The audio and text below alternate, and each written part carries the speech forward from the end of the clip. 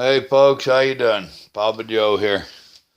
We are doing a follow-up with Cale. He's in truck driving school. He won't be a truck driver. Last week he couldn't even spell truck driver. This week he are one. What's going on with you, Cale? Not a lot.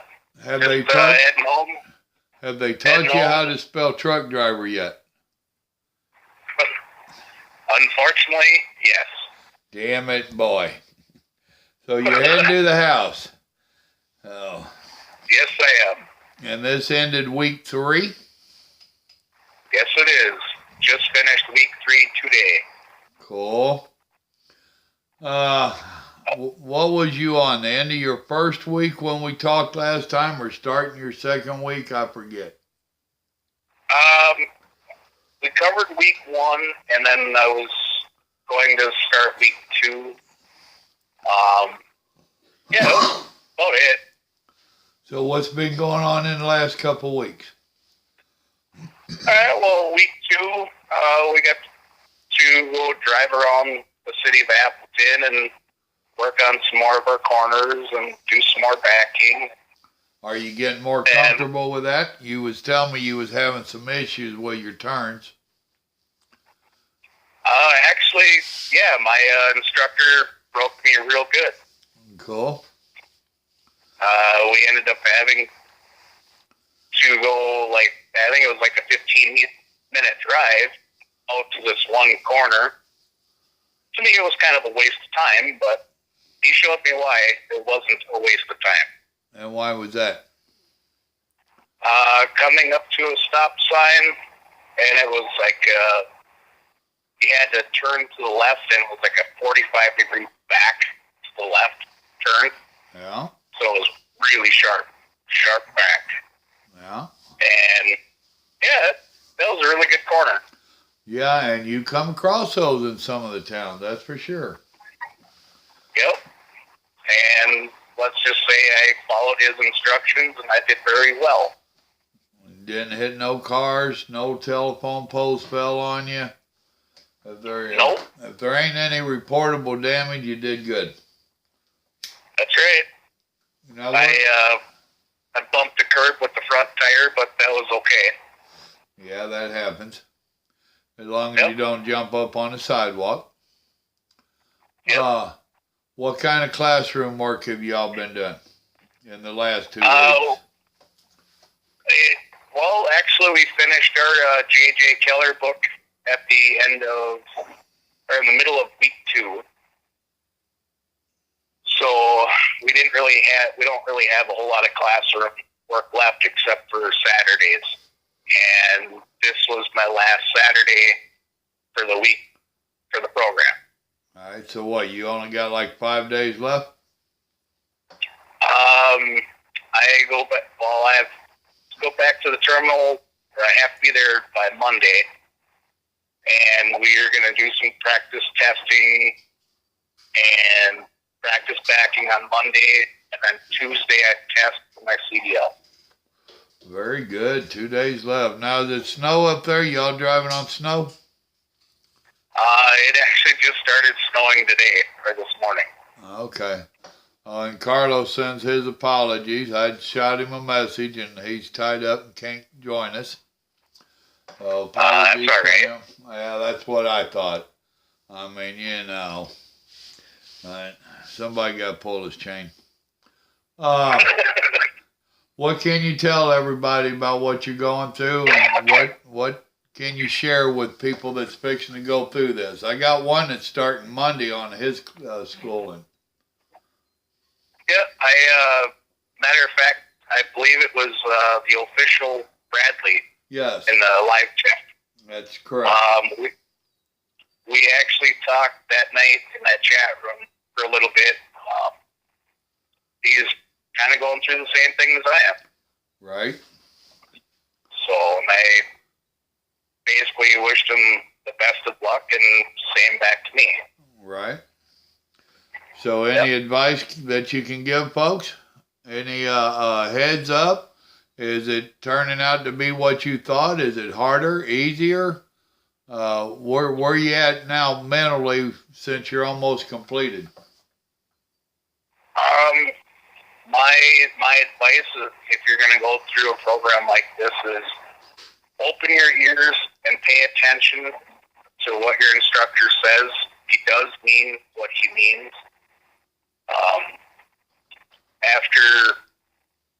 After he says that, and it kind of blows your mind, and then a few days or a week later, and all of a sudden it makes sense.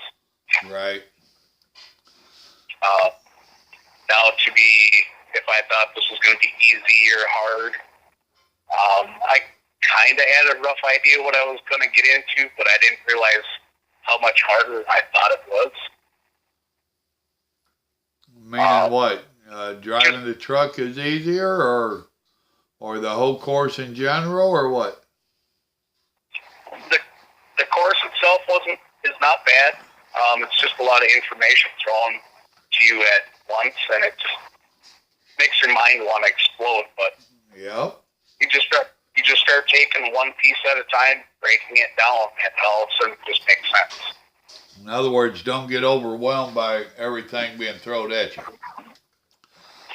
That's right. Which, see, that can fall in line with something that you hear me telling everybody on the don't panic.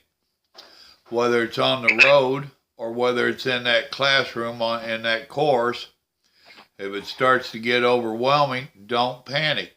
Stop, calm down, think about it a minute, and proceed. Same thing on the road. So, yep. Everything has to be done in a certain process. It can't be sped up and it can't be slowed down. It has to be one continual process. True enough. So how are you finding it driving the truck? Is it, I think you was having trouble shifting, correct? No, not really.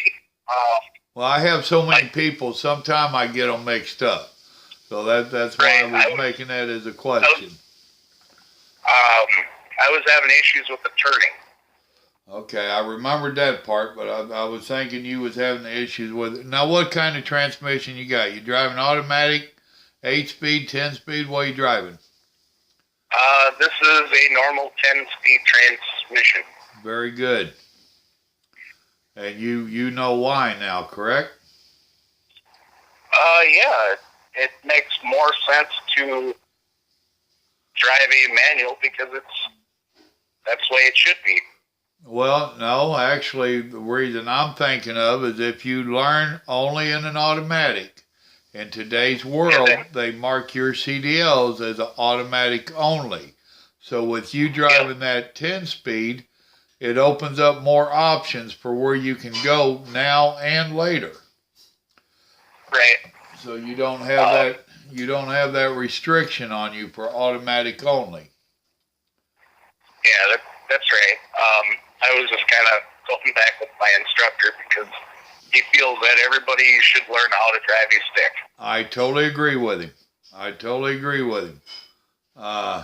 That way you understand the transmission.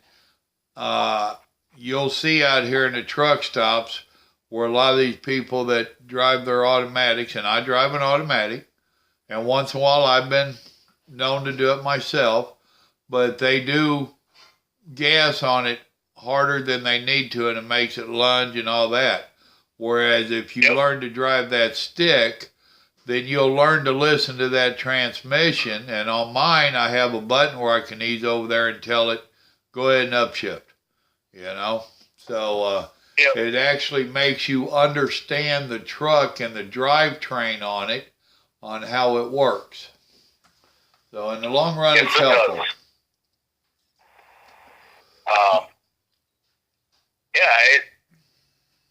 I don't know.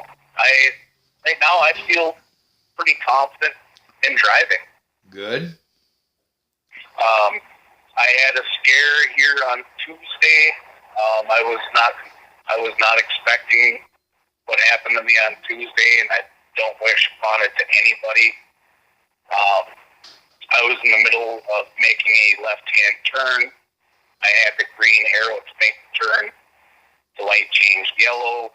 I was in the middle of the intersection, just started turning to the left to go around the median, and the other side light turned green, and the guy bolted out right in front of me. Yep. And he stopped within 2 feet of hitting me, and I just basically put my foot to the floor on the brake, and then I felt the engine lug down, and I clutched. Right. I didn't stall the truck, but it really scared me a little bit. Well, and unfortunately, you're going to deal with that a lot out here. Not that it happens every day, but it happens too damned often. It's real simple. 2 things that causes that is them being a distracted driver, and the other one is everybody being in such a damn hurry.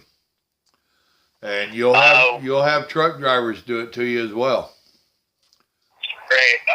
When I was making my turn, and when I stopped, the guy didn't even notice I was even there. Right. So I mean, he just seen the green light and he decided to go. Yep. And then he looked up and seen the truck right in front of him. Yep. Well, I'm glad it turned out okay for you. And it really don't do good if you're in an accident while you're in school. No. My instructor was really cool about it. I mean, he's like, you did the right thing. Right. So, I mean, it was less than 5. It was probably between 5 and 10 mile an hour when it happened, but it really scared me.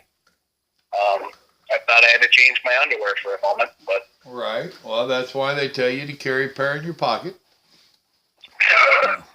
You gonna tell me that Grandma didn't tell you to always have clean underwear in case you was in an accident? Now you know why. Now I do know why. Yep. So how are you doing on your clutching? My clutching, surprisingly, is a lot better this week than it was in week 2. Yeah. My downshifting has gotten way better. Yeah. I'm not struggling for upshifting. Now, I've had some people that had questioned me on double clutching and downshifting and all that. Was you one of them? No, I don't think I was. Okay. Then it comes fairly natural to you is what you're telling me. No, it really didn't come natural to me. I've driven a standard transmission in a car before. Whole different world. Yep. Yeah. And then my instructor was like, well, you're used to pushing that clutch all the way to the floor. That's going to be a bad habit to break. Yep. And I said, okay, tell me how to do this. And he's like, well, you feel that little free play on the top end of the clutch. And he's like, all you really need to do is move in like 1 to 2 inches from there. If that, yes. I mean, that's just about it. Yeah, you barely even engage that clutch. That's why I ride people about them riding the clutch or riding the brake. You know, and they'll try to tell you, well, my foot's just resting there. Well, no, that ain't good. You don't. No. It ain't a footrest. It's a pedal. You know. Yep. And I also tell them that double clutching is a lot like dancing. You know, and have you learned to listen to the motor, or are you still watching your RPM? How are you knowing when to shift gears? I actually have been listening to the engine speed of the truck. And it will literally tell you when to shift, won't it? Yep, it really does. I mean, on the low end of the transmission, you really don't want to go over 1,000. And then when you get to the high side, you want to be about that 12 to 1,300. Right. Well, now that's going to depend upon the truck and the load, and there's a lot of variables there, which is why I tell people they need to learn to listen to that motor. Yep. That motor will tell you everything you need to know. And on the actual double clutching, it's just like doing a 2-step, you know, like you're listening to an old country song, you know. Step, Another good example is the Adams Family theme song. Ah, okay. Never thought about that. Because it goes, da-na-na, Yep. da-na-na. You are correct. That's a good one. I had never heard that before, but yes. So. Yep, and it has to happen at that speed every time. Can't rush it, can't slow it down. Right. Now, I realize you're going to another, you already have a company set up to go to. Is everybody in your school going to that same company, or are you experiencing the recruiters coming in? No, this is when we signed our contract from day one. We actually became rail employees. Okay. So, any regrets yet?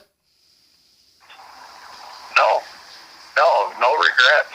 Right. I'm still loving it, even though I had a bad day on Tuesday with that other vehicle. But oh, don't worry, you'll have a lot worse days than that Tuesday. You're welcome. Now, has anybody been coming in and teaching you anything about living on the road at all, or is this all just strictly about driving a truck? No, I guess on our graduation day, we just got to do like a little paperwork and a little class, and then we get to go home after graduation. No, I mean, does anybody come in there and give you any kind of talk about the lifestyle and what you're going to be dealing with as a actual truck driver? That's what I was getting at. No, not yet. I think that's still coming in week 4. I think it'll be on Wednesday or Thursday. I think that's when that's going to happen. Okay, now I was under the impression when you took your test Tuesday you'd be done. So evidently you're not going to be done after you go up for your test. Correct. After I test on Tuesday, Wednesday is like a victory lap. We get to drive around pretty much all day on Wednesday, and then Thursday is our graduation, and do some paperwork and meet our fleet manager, and then have maybe one little class about having life on the road, how to basically a little bit more about money management. Yeah, that's an important one. Be a little bit more manageable with your money on the road. Right. And then we get to check out of our hotel and go home Thursday night. Or Thursday afternoon.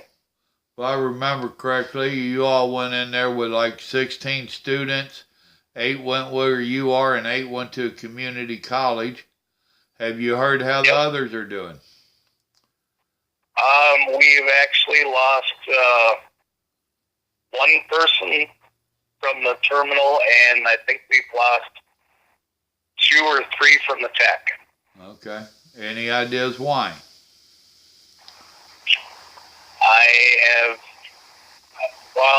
I'm not really quite sure, but I've heard some things.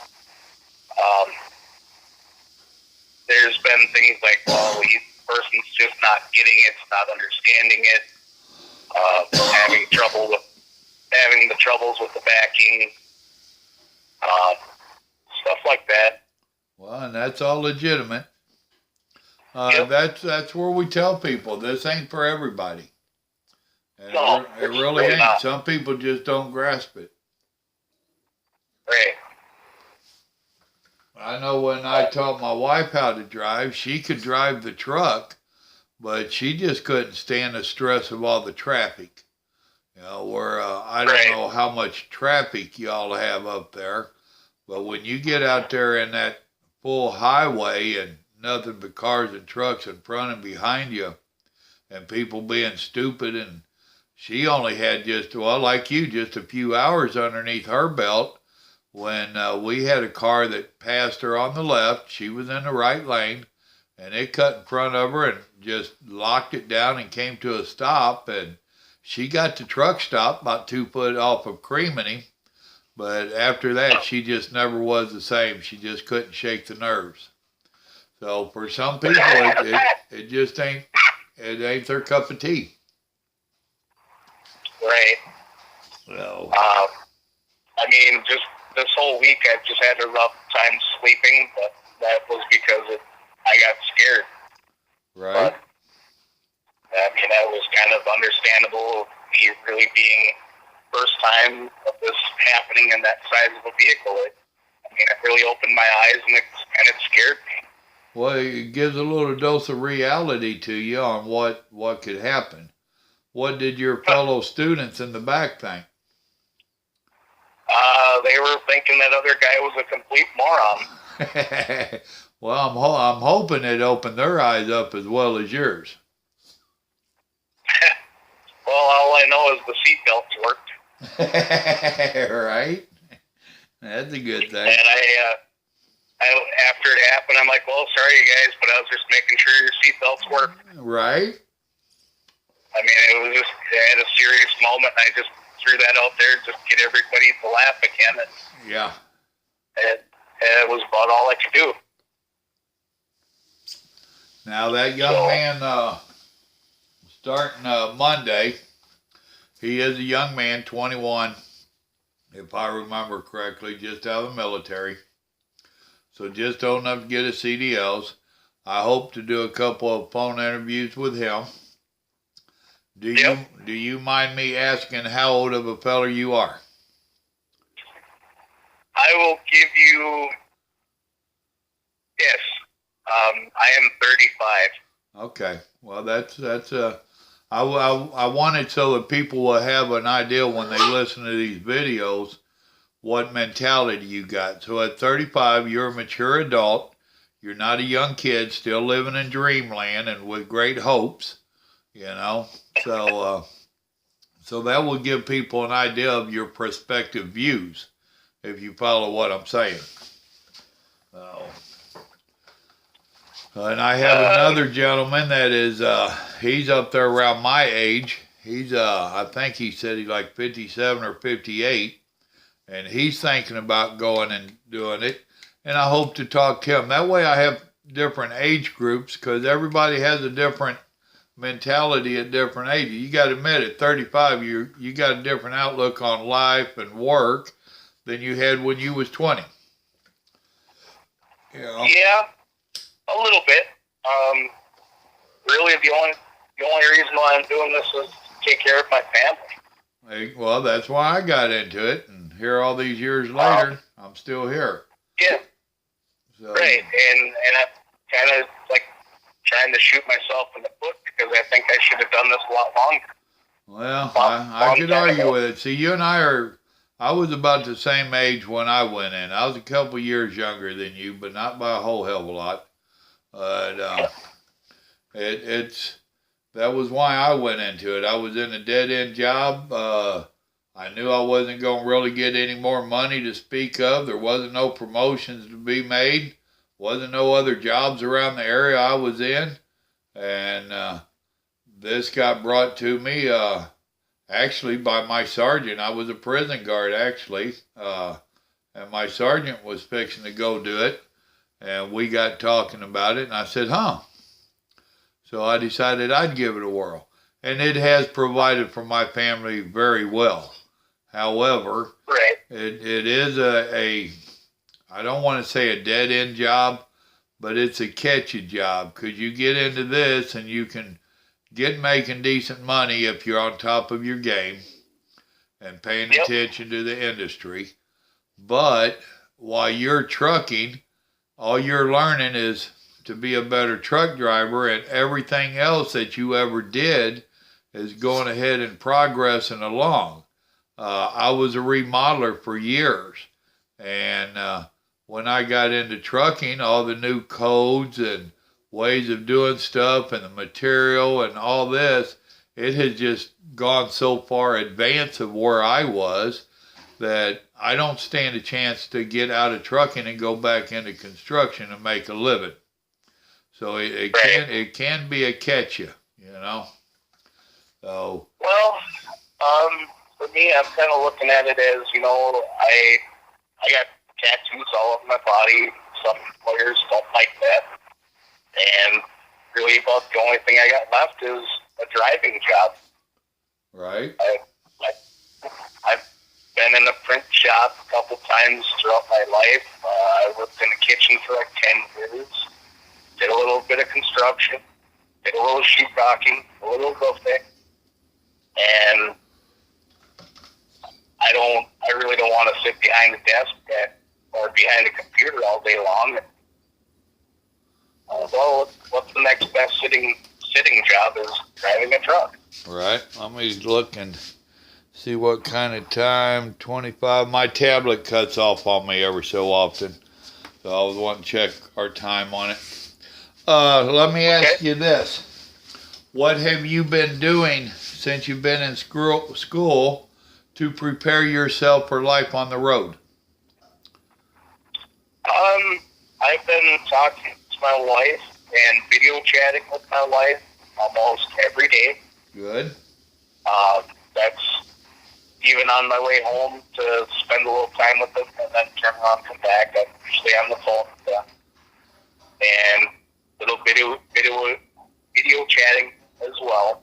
Right. I send random text messages through the day. I don't know if you got my yesterday picture on my Facebook about that beautiful sunrise. I think I did. Don't give me the line. I think I did, though. As you seen, I know we're friends on Facebook, and as you've seen, I have a lot of friends on there, and with my schedule, I don't get to see everything everybody posts. How is your wife handling this right now?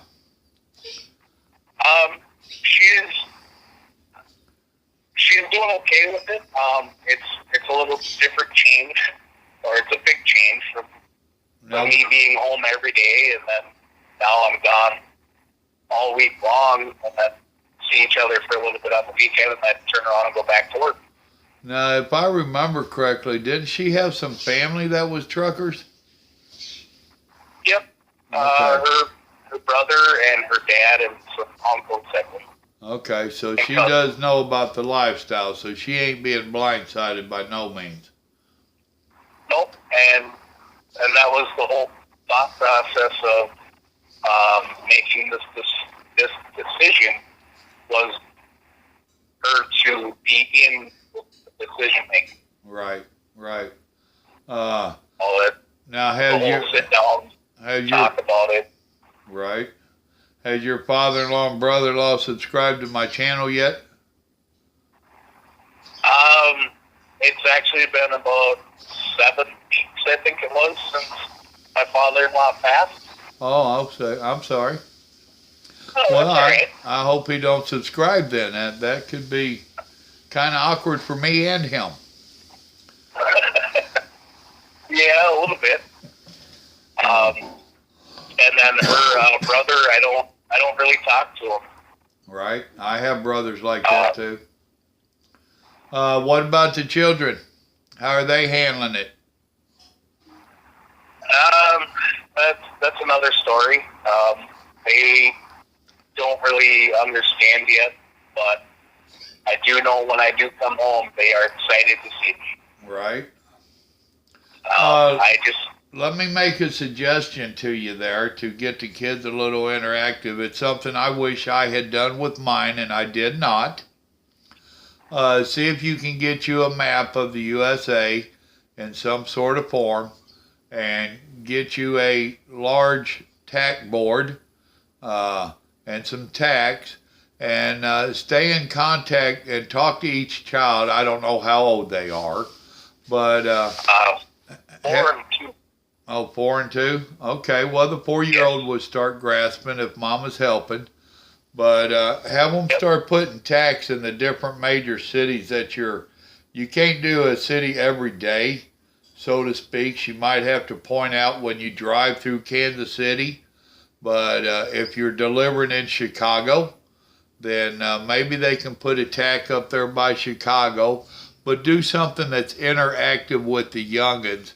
And it might help to break it in on them a little bit. However, I should be saying that. I'm not the best at words, but try to make a little interacting with them. I totally get what you're saying. Really do. And then another thing too is when I do go home for a little bit of time, I pretty much leave my phone alone. Right. I might send a couple text messages to a couple friends to say, hey, I'm home. You want to stop by? Stop by. If not, oh well. That's just pretty much what I have been doing the last couple of weekends. Well, something else that you're going to find out since you brought that up is that when you come home, you're going to find out that everybody thinks you should come to see them.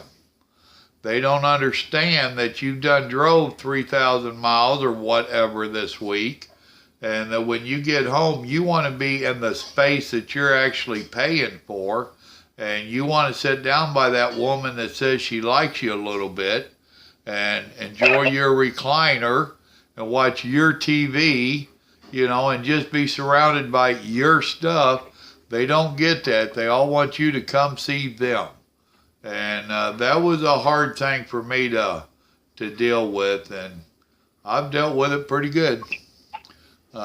These last 5 years, after I lost my son, I tell you what, that will help you to realize that there's a whole lot of nonsense that we put up with that really ain't important. You know, so you get your priorities straightened out. Right. Well, and you already know, number one priority is that woman and them two youngins. So that's correct. It really is. And you both know, you and her both know that there are going to be issues down the road. You know, because she's fixing to be left handling pretty much everything. You can do some stuff over the phone, but not everything. Right. And you two need to be talking about how you're going to handle your little squabbles. I mean, Grandma gets mad at me once in a while. I get mad at her once in a while. But it's not one of these things where we just hang up on each other and all this nonsense. And we make sure that we do exchange our I love yous, you know. Yep. You can be mad at each other and not fall out of love. I mean, if you got a real relationship, you don't just fall out of love because you disagree on how to cook spaghetti or how to bathe the dog or whatever, you know. So hopefully you two are discussing that, because sooner or later you will have them disagreements. So yep. I already know in advance how you think you should handle it. Actually, the way me and my wife's relationship is pretty straightforward. We understand each other pretty well. Yeah. Even though we do have some little arguments here and there, but I mean, we both understand what we're saying to each other. Right. Well, so, for the most part, Grandma and I are in the same boat. Used to drive the kids crazy. You know, because when I get home, we do everything together. I mean, very rarely do you see one without the other when I'm home.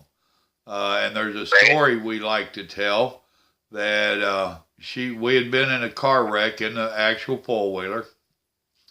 And the wife was at home. She had got beat up pretty hard. And I went into town to get stuff. And one of the kids seen me, and our friends seen me in town. And they was asking our kid, oh, is your mom and dad fighting? I seen your dad in town without your mom.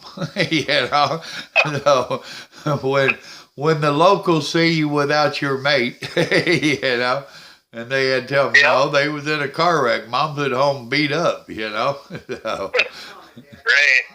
So, yeah. Recovering from all the injuries. Right. Well, and that grandma's in there talking behind me, and she said that our child had told them, my mom and dad don't fight, and really we don't really fight. We disagree on things periodically. That don't happen a lot, but it happens. You know, so. Yeah, you got your opinion. Right. My wife has got her opinion, and you guys just try to compromise between the two. Well, and I try to explain to her she has the right to be wrong, and if she don't agree with me, she's wrong, but she has a right to be wrong. And see, and she disagrees with that. I don't get it. Perfect logic to me. Makes sense to me. All right, brother, you ought to be getting close to home by now, so I'll let you get off and warn everybody you're coming in. I appreciate the follow-up with you. Go ahead. Me close to home? No, I'm not even close to being home yet. Oh, I thought you said you was about a half hour away from the house. Oh, I was getting ready to leave the hotel. Oh, okay, okay. How far are you from the house? About 4.5 hours away now. I ain't gonna talk to you that damn long. I don't like you that much. Oh, come on, Papa Joe. Oh, no. Well, man, I'm glad you're doing good in school. I'm glad you're still liking it, and all that good stuff. So let's try to do a follow-up. If you have anything really interesting coming up, let me know. Otherwise, let's try to do this next weekend after you graduate. No promises on my side. I'm being late. Oh, excuse me. I'm being lazy this weekend. We got more rain last night. The rain's just killing me. Just darn it. I don't have to go out and work. Boy, that tears me up. So. I bet it does. It does. I bet it does. Now I'm fixing to go in here and start some kind of a dinner in the crock pot. Nice. All right, brother. I appreciate you. I'm real happy for you. I'm glad you're doing good and you're still liking it. Yep. I still think this is probably one of the best decisions I have made, and along with the help of my wife. Well, very good. Now, have you watched that video I did with Nomad the other day? I am actually going to probably listen to it on my way home. Very good. You need to, and you need to let your wife listen to it as well. So it's got some very important information on what you may or may not be facing in your future. It's something that I do warn people about. Nomad himself was not thinking it would happen to him, and now he finds out that it is. So I would encourage you and your wife to listen to that, and down the road, as you're gaining experience, be watching out for it. So with that, my young friend, I'm going to let you go. And I'm going to go do some cooking, man. Remember, God loves you, and so do I. You be careful out there, brother. All right. Yeah, you too, Papa Joe. All right, brother. Bye. All right. Bye. All right, folks. That was Cale. As you heard, he's wrapping up his school. And I'm wrapping up this video.